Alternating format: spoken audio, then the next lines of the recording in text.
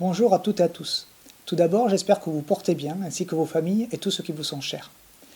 Lundi 11 mai marque une nouvelle étape dans la crise sanitaire que nous traversons depuis 2 mois maintenant. Le déconfinement a été lancé par le gouvernement. Aussi, pour accompagner cette démarche et ses conséquences, le service a fait évoluer son plan de continuité d'activité vers une deuxième phase qui a été déclenchée dès hier matin.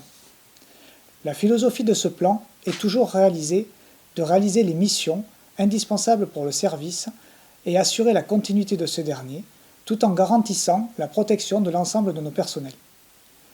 Ainsi, les effectifs opérationnels ont été renforcés dès hier matin afin de faire face à une reprise probable de l'activité opérationnelle. Les formations obligatoires liées aux aptitudes des sapeurs-pompiers sont relancées afin de toujours garantir une qualité de service. Enfin, et bien que le télétravail reste privilégié à chaque fois que cela est possible, les agents vont revenir sur les sites de la direction et des groupements territoriaux avec un présentiel limité à 50% pour éviter tout risque de contamination. Afin de garantir la sécurité de toutes et de tous, un guide d'hygiène et de bonnes pratiques à mettre en place sur l'ensemble des sites du SDIS a été élaboré et va être diffusé dès aujourd'hui sur APIS. Je vous engage d'ores et déjà à en prendre toutes et tous connaissance. Il rappelle notamment que la sécurité collective repose sur l'application et le respect strict par chacun et chacune de l'ensemble des mesures barrières.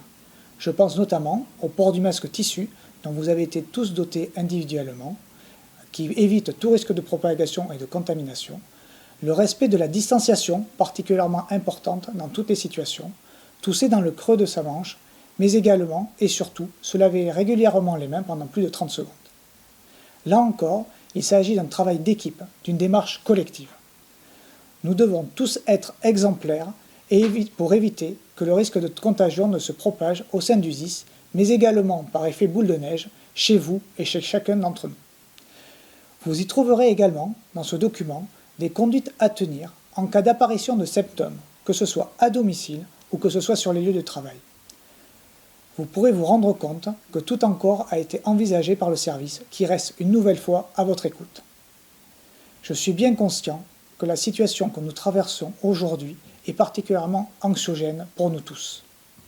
Aussi, je tenais à vous rappeler que le service est à votre écoute, notamment au travers de la cellule d'écoute et de soutien pour les agents ayant été en contact avec le coronavirus, mais également au travers de sa cellule de soutien auprès des personnels qui pourraient avoir des difficultés financières en ayant perdu une part de leur activité ou leur emploi, ainsi qu'au travers de sa cellule psychologique ou de son assistante sociale.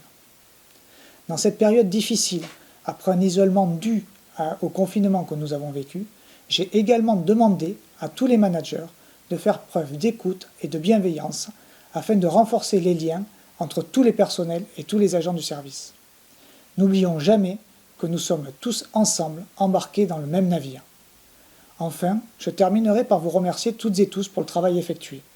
Que vous soyez sapeurs-pompiers depuis plusieurs mois ou vous êtes en première ligne pour aider notre population dans cette crise sanitaire, mais que vous y ayez également participé en direct au soutien de nos unités opérationnelles dans le cadre de la chaîne logistique, de la pharmacie à usage intérieur ou dans le cadre de l'atelier départemental. Ou enfin, que vous ayez été amené à modifier de façon importante vos méthodes de travail en faisant preuve d'une grande autonomie et d'un grand engagement. Merci également à tous vos managers pour leur écoute, pour leur investissement permanent à vos côtés et le lien qu'ils ont réussi à préserver entre nous tous.